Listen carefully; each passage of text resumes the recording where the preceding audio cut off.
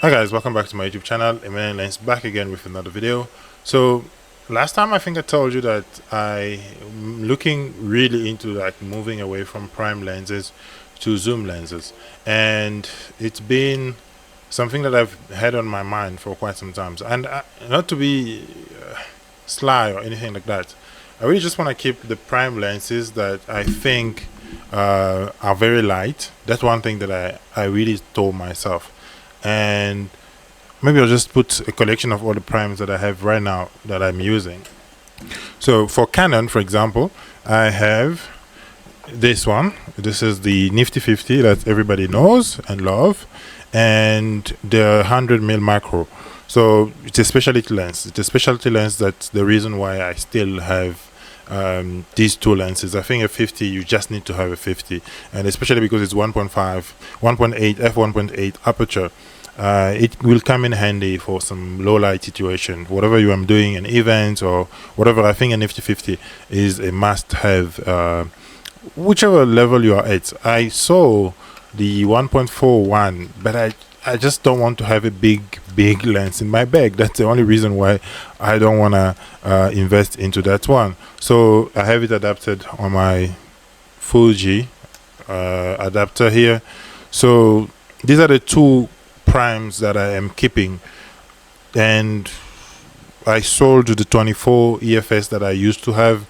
I also sold my Zoom F1 I used to have, and because I have a Zoom, so I have the Zoom F1 H2N. So I sold the F1 because it's redundant to have something like that. I won't be using it. As you guys know, I also have the Ulanzis that also have recorders in them, and file size, they're more manageable than having a Zoom one. I was doing an event yesterday, and to be honest, blown away by the quality of the mic, because I kind of taped them on the mic of the events just to be able not to mic every single person that was talking. It made a lot more sense like that. So I have this. I have this that also Ulanzis, and they are also recorders. So it didn't really make sense for me to have a lot of stuff like that, you know. It didn't make sense to keep a lot of stuff. So one of the reasons why I got rid of a lot of the stuff, because it became redundant. The 24 EFS, I sold it mainly because it's not a good lens. I never really liked it, and I barely use it. So I had to sell it. I have the rise spray on the Fuji, which is still the prime lens if I need something wide in that manner. But I bought the 24-70 Sigma, which this lens is pretty old.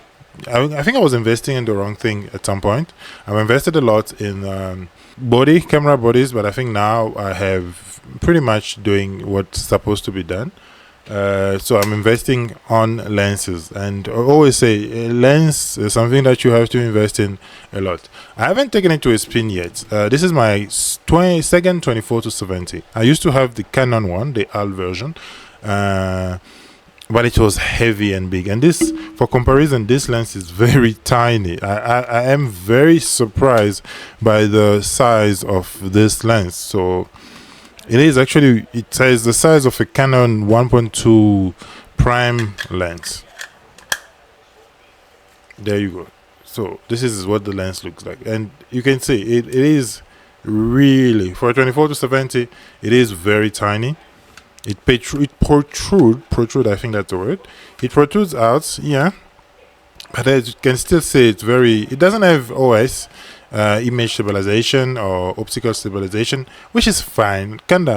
It's kind of overrated. It is needed, but it's kind of overrated. A lot of the stuff that I do, either I shoot flash or I'll shoot on a gimbal, so I don't really see a problem there. This one does have OS.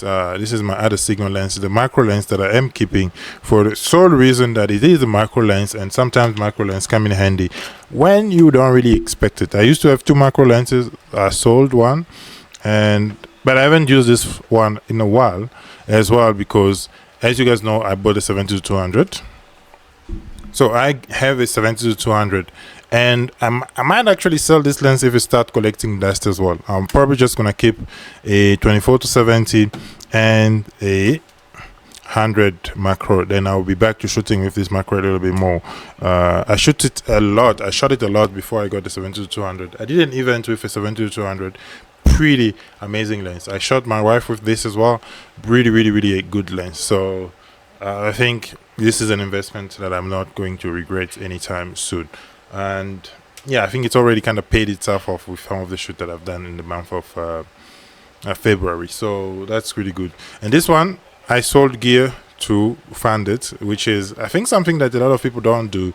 And I think it's something that you need to do, especially because camera nerds and camera people, or photographer, videographer, we kind of hold a lot of gears, so sometimes we don't need, and that's always going to be a problem. And we just need to learn to get rid of gears we don't need. I also bought a battery grip for the XT2 because I was planning to do a bit more video with that, and it makes a lot of sense to have a battery grip for this camera. And it it came in handy yesterday when I was shooting, because you get extended video recording, and the fact that you have just a peace of mind of having a little bit more battery life. I shot for over 2 hours without changing the battery, and only 2 of the battery were flat, which is good. I also bought it with that adapter that it comes with, so I can actually run this camera for a really long time. The only issue is the recording limit of 30 minutes that it has, which kind of is a bummer. But anyway, that's something for another day. But the most important thing I wanted to talk about is this 24-70 that I got. This is the Sigma one. It's the H24-70 2.8 DG HSM. So it's one of the, it's old by any means. When was it made? It's really old as a camera. It has an 82 diameter millimeter thread, which is good because I have an ND filter that's that size as well. But it is a very versatile lens. I wanted the 24-70 for a really long time, and I'm glad that I pulled it. I found this deal first of all because it's a steal. I got this for about $300. If we put it in about $250 or $300, somewhere there. That's a good really good price. Yeah, $320 if I have to do my math is correct. So I think that's a good deal. Personally, I think that's a good deal if you are you know how expensive gears can be. This good. So my next upgrade is the camera body. I am getting rid of this Canon finally after 5 years. I think it has served me pretty well. 2019, 6 years now.